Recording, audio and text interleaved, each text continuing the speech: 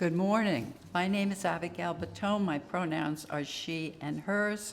I'm a member of the Worship and Music Committee, and I'll be your worship associate this morning. And just let me mention, there's a delicious breeze coming in the window. I hope it's getting to you all. We decided not to have the AC on, so good.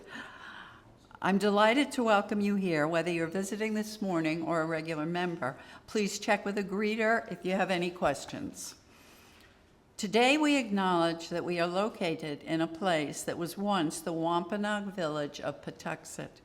We strive to follow their example and be faithful stewards of this sacred land. The theme for today's service is practicing gratitude. Our service is recorded. Is our service recorded today? Okay. The service will be posted on our Facebook page and on YouTube. We also share our services on local public access television. Our service today is led by Alex Cotter, and he is also, as you see, providing the music for this service. Because our services vary from week to week, we suggest you visit us again to experience the variety of worship we offer. If you're a visitor, please consider signing the guest book, which is in the foyer, so you may receive our weekly e-blast back there. Whoever you are, whomever you love, whatever you believe, wherever you are on your journey, let us walk together this hour. Our call to worship this morning is a poem by Jane Kenyon. Otherwise. I got out of bed on two strong legs. It might have been otherwise. I ate cereal, sweet milk, ripe, flawless peach. It might have been otherwise. I took the dog uphill to the birch wood. All morning I did the work I love. At noon, I lay down with my mate. It might have been otherwise. We ate dinner together at a table with silver candlesticks. It might have been otherwise. I slept in a bed in a room with paintings on the walls and planned another day just like this day. But one day, I know it will be otherwise. Please rise in body or in spirit. We will sing number 128 in the great hymnal, For All That Is Our Life. For all that is our life,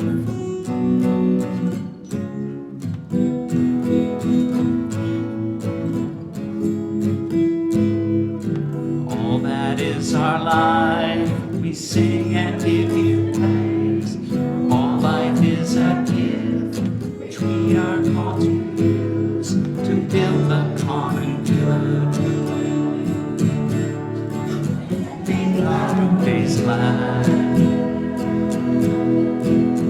Each with other soothes, since we give for work and its rewards, for hours of rest and love, we come and praise and thanks. For all that is our life, for sorrow we must bear, for failures, pain and loss, for each new thing we learn, for fearful hours that pass, we come with praise and thanks. For all that is our life, all that is our life, we sing and make some praise. For all life is a gift which we are called to use to build a common good. Make our always glad.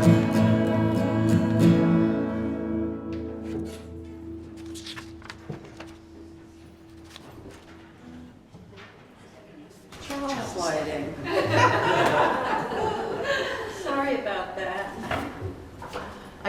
flexibility. Didn't know I was talking about myself. All right. Love is the spirit of this church, and service its law. This is our great covenant, to dwell together in peace, to speak the truth in freedom, to speak the truth in love, and to help one another. All right, our reading this morning is A Good Day with Brother David Steindl Rast. You think this is just another day in your life. It's not just another day. It's the one day that is given to you today. It's given to you. It's a gift. It's the only gift that you have right now. And the only appropriate response is gratefulness. If you do nothing else but cultivate that response to the great gift that this unique day is, if you learn to respond as if it was the first day of your life and the very last day, then you will have spent this day very well. Begin by opening your eyes and be surprised that you have eyes you can open. That incredible array of colors that is constantly offered to us for pure enjoyment. Look at the sky. We so rarely look at the sky. We so rarely note how different it is from moment to moment, with clouds coming and going. We just think of the weather. And even of the weather, we don't think of all the many nuances of weather. We just think of good weather and bad weather. This day right now has unique weather, maybe a kind that will never exactly in that form come again. The formation of clouds in the sky will never be the same that it is right now. Open your eyes. Look at that. Look at the faces of people that you meet. Each one has an incredible story behind their face, a story that you could never fully fathom. Not only their own story, but the story of their ancestors. We all go back so far. And in this present moment, on this day, all the people you meet, all that life from generations and from so many places all over the world flows together and meets you here like a life-giving water. If only open your heart and drink. Open your heart to the incredible gifts that civilization gives to us. You flip a switch and there's electric light. You turn a faucet and there's warm water and cold water and drinkable water. It's a gift that millions and millions in the world will never experience. So these are just a few of an enormous number of gifts to which you can open your heart. And so I wish for you that you would open your heart to all these blessings and let them flow through you, that everyone whom you will meet on this day will be blessed by you, just by your eyes, by your smile, by your touch, just by your presence. Let the gratefulness overflow into blessings all around you. And then it will really be a good day.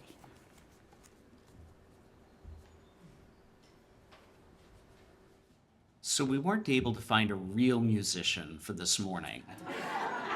So, I dabble, and so I thought that, live music is always better than recorded music, and so I'm filling in.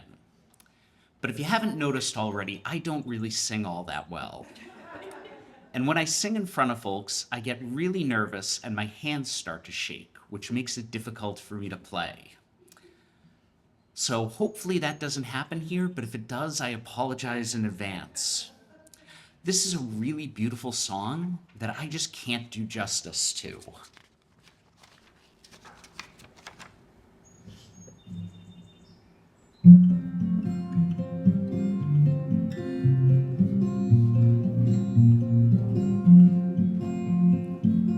Sunlight fell and reminded me that life can be so gracious sometimes. And I felt like everything around me was connected somehow.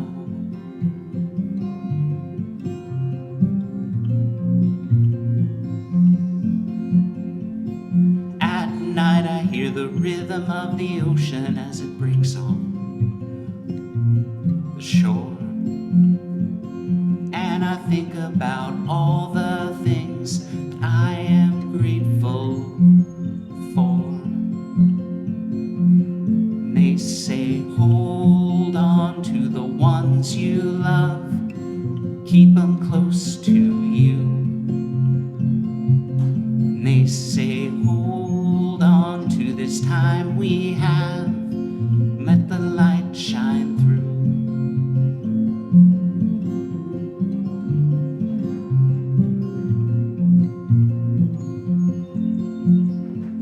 Sometimes I get a little bit emotional when I see love unfold.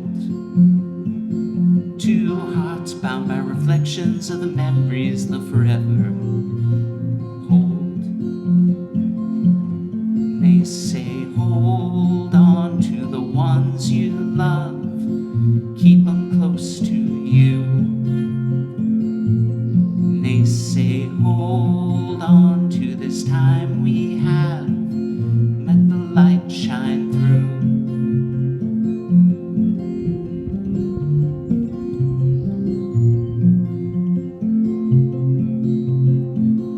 There are blessings all around you, open up your eyes. Feel the sunlight fall upon you, let it free your mind. There are blessings all around you, take a step outside. Let your heart shine in a new light, see it come alive. They say, hold on to the ones you love, keep them close to you. They say, hold on to this time we have, let the light shine through.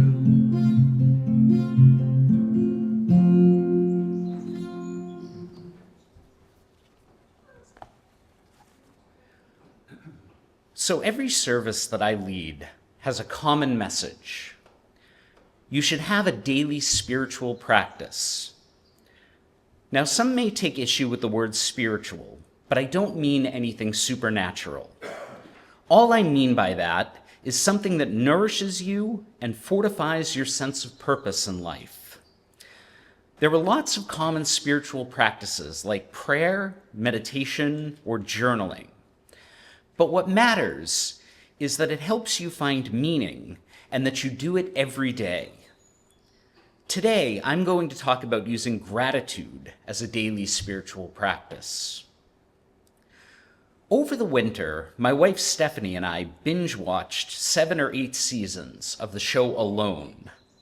If you aren't familiar with it, it's on the History Channel. It's a wilderness survival competition show. They take 10 people, give them a few basic survival items, drop them in some remote part of the world, and see how long they can make it. It's a last person standing competition, and so the one still there after all the other contestants call for help wins.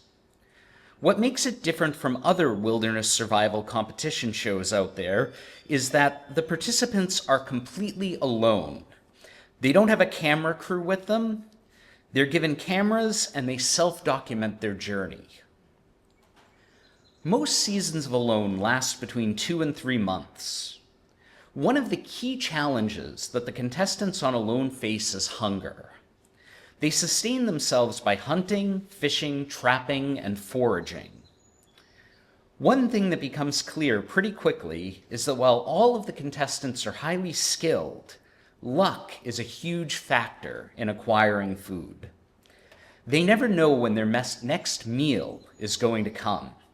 And this is where gratitude comes in. With every fish caught or rabbit snared, the contestants show this level of gratitude that is almost unimaginable to me. It's not uncommon for them to cry tears of gratitude after acquiring food. I compare this with my own twice-weekly trip to the grocery store. I can tell you that I'm not crying tears of joy there. Mostly I feel a sense of mild annoyance at the other customers who don't make enough room for others in the aisles, at waiting in line, at the less technologically capable individual having an issue in the self-checkout, and at the ever-rising cost of food. The very ease with which I can feed my family should be a cause for gratitude, but I struggle to feel it. Another lesson that I take from the show alone is that unless we are vegetarians, animals give their lives for us to eat. It is really common for contestants to thank their latest catch for giving its life before dispatching it. It's not often that I reflect on the origins of my pork chop and the sacrifice that a living being made so that I could eat. That's absolutely something that I should be grateful for. Yet another gratitude lesson for Alone came because one of the contestants was a very committed Christian. A classic line from him was, "Please God, help me kill this moose," as he drew his bow for a shot. I don't typically associate God with helping kill things, but it makes total sense under the circumstances. This guy would thank God for everything that would happen throughout the day. I also watch a lot of archaeology shows, and I see the same thing from Muslims digging in Egypt. Every little find is a direct act of God and is worthy of thanks. That sort of gratitude is a powerful spiritual practice. Science shows that directing attention towards what we appreciate appears to improve well-being, relationships, and even some aspects of physical health. In studies where folks are asked to jot down a few things that they are grateful for each week, they report optimism, greater life satisfaction, and better overall mood. When people express gratitude for those around them, they report that relationships become more satisfying, and they feel more connected and valued. Studies have found correlations between gratitude and better sleep, lower blood pressure, and lower stress. All of these effects are modest rather than being earth-shattering, but they are real. Now, at some point, most contestants on Alone have an epiphany. They realize that the most important things in their lives are their relationships. Their gratitude for their friends and families is overwhelming, and this is the real lesson of Alone. Now, when I think about most UUs and gratitude, one of the key places that we show a tremendous amount of gratitude is towards each other and to other people in general. Whether it is a planned part of the service, a candle that someone has lit, or just an announcement, I think we've all seen UU services that have turned into gratitude fests. And that is a beautiful thing. It's what this is about. I think that one of the things that makes this particular type of gratitude so easy for us is that it is directed towards another person. We aren't just thankful for something. We are thankful for something that someone did, and we are thanking that person. So it is easier to feel gratitude towards a person than it is to feel gratitude in general. If I think about our Christian and Muslim friends, they believe that there is a being who takes a direct, benevolent interest in their lives and is the cause of every little thing that happens. That must be a really powerful fuel for their gratitude engine. I don't share those beliefs. Without that sort of personification, how can I hope to cultivate that sort of gratitude throughout the day? I decided that I needed to build it in as a habit at certain times of the day, every day. Thinking back to alone, I decided to start with food. Who or what can I be thankful to for my food? The answer turned out to be right there in our UU principles. I can be thankful to the interdependent web of all existence. My family lights a chalice every night at dinner, and I added a new line to our family chalice lighting. We are grateful for the interdependent web of life that brings us this meal. That was a great start, but I wanted to build more moments of gratitude into my day. What other moments for gratitude are there? Well, I'm really thankful for my career. It puts food on the table.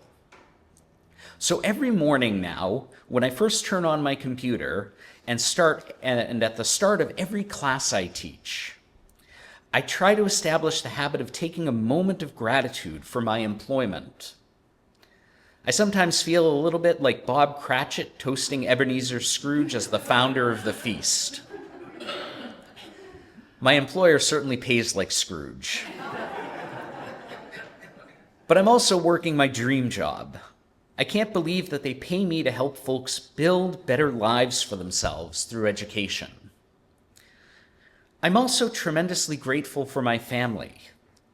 The dinner chalice lighting is one opportunity to reflect on that.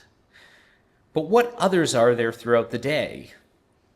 Well, there are lots of simple, repetitive times each day that I can use for gratitude if I'm intentional about it. Kissing my wife goodbye in the morning and when she gets home in the evening. Our midday merry lunch love text exchange. Putting my daughter on the bus when she arrives at home in the afternoon. Our after-dinner family activity. These are all great moments to reflect on gratitude for my family. So I'm trying to build gratitude into my day as an intentional practice. This seems to work pretty well for me, but if it's not for you, an alternative that you might try is keeping a gratitude journal. Each night, write down 3 specific things that you are grateful for from the day and explain why. I haven't tried this myself, but it seems like it would be a very powerful gratitude practice. Another alternative is the threshold practice. Choose a doorway that you pass through every day, for example, the front door of your house. And every time you cross that threshold, take a breath and think about one thing you are grateful for. You can also do gratitude practice during your daily chores. When washing dishes, you can reflect on how thankful you are to have enough to eat. When folding laundry, reflect on gratitude for the people who made the clothes or the ones who wear them. I think that one of the benefits of gratitude practice for UUs is that it can act as a call to action. When we are grateful for the things we have, it reminds us that so many folks don't have those things. And this kindles compassion and our sense of justice within us. The important thing is that gratitude doesn't have to wait for extraordinary moments. Most of us are never going to be alone in the Arctic, crying with joy over a rabbit or a fish. We are going to live ordinary lives. We're going to drive to work, answer emails, buy groceries, make dinner, fold laundry, and go to bed. But perhaps that's exactly where gratitude belongs. The contestants on Alone aren't grateful because they are living better lives than we are. They're living much harder lives. What makes the difference is that they have become aware of how dependent they are on everything around them. Every meal, every sunny day, every stroke of good fortune is impossible to ignore. The truth is that we are just as dependent as they are. We depend on farmers, truck drivers, teachers, nurses, family members, friends, and strangers we will never meet. We depend on clean water, fertile soil, sunshine, and countless living beings that make our lives possible. We live as our UU principles remind us, with an interdependent web of existence. Gratitude is simply remembering that fact. So my invitation to you is this: find one moment in your day and make it a gratitude practice. Maybe it's before a meal. Maybe it's before you start work. Maybe it's when you get into bed at night. Pause for just a few seconds and notice one thing that has been given to you by this vast web of life. Not because you should feel grateful, not because somebody told you to count your blessings, but because paying attention to the gifts already present in our lives can make us a little happier, a little kinder, a little more connected to one another, and a little more aware of the miracle of being here at all. May we cultivate grateful hearts, one ordinary moment at a time. Please rise in body or in spirit and sing hymn number 1010 in the Teal hymnal, "We Give Thanks."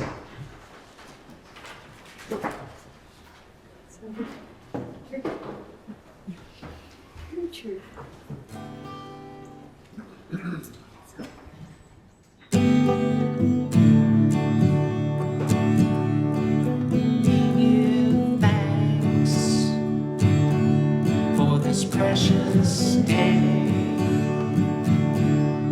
We're all gathered here, those far away, for this time we share. Love and care.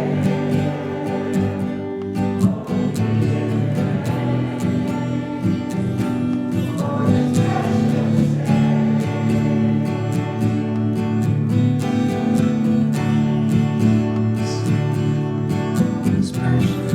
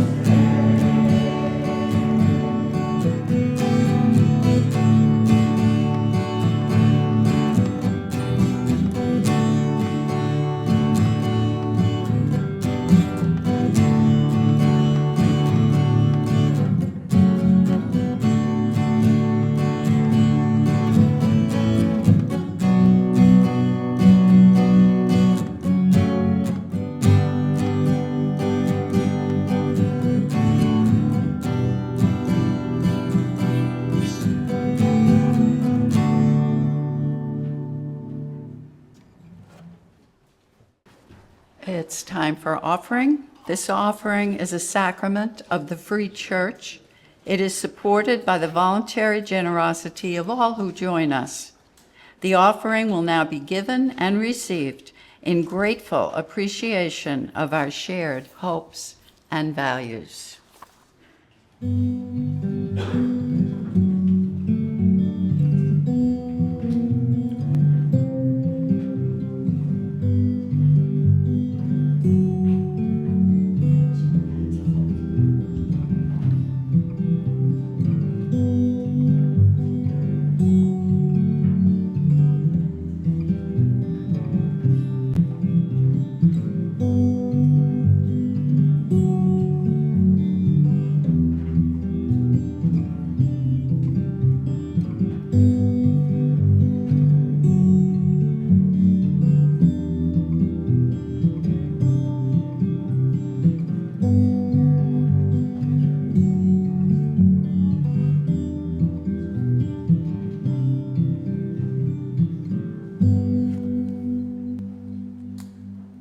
rise and sing our doxology. From all that dwell songs of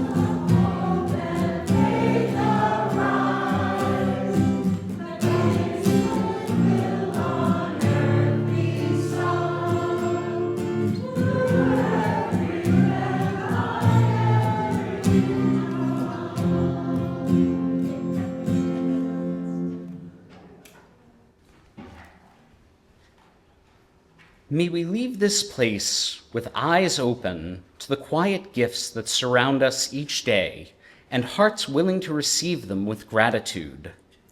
May our gratitude deepen our connection to one another and to the interdependent web of life that sustains us all.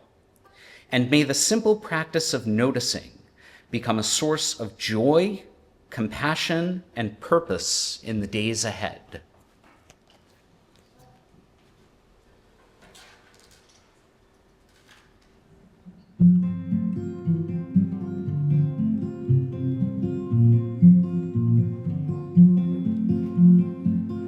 there are blessings all around you. Open up your eyes. Feel the sunlight fall upon you. Let it free your mind. There are blessings all around you. Take a step outside. Let your heart shine in a new light.